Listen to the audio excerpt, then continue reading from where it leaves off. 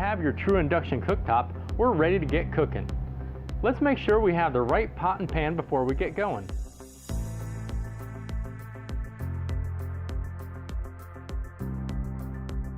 Here's how you'll tell. First, you can check yourself using our provided magnet.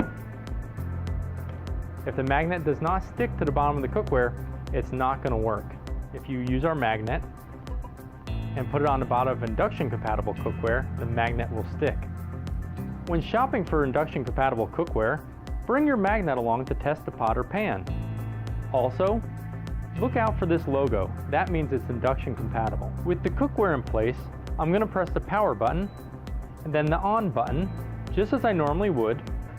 However, what you'll notice is it flashed 5, it's beeping, and the dashed lines are flashing. It then auto shuts off. I don't have compatible cookware. Now replace my pan with induction compatible cookware.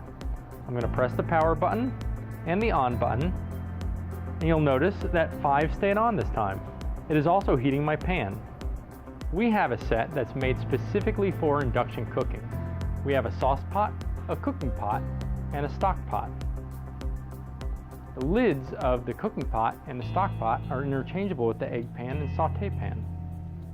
Also available as part of some sets is a bonus wok and lid. True Induction's gourmet cookware set is 3-ply. Each ply has a specific purpose. The outside ply is made of magnetic stainless steel. This is what heats up because of the induction process. The internal ply is aluminum. This is to evenly spread the heat from the induction process on the outside ply.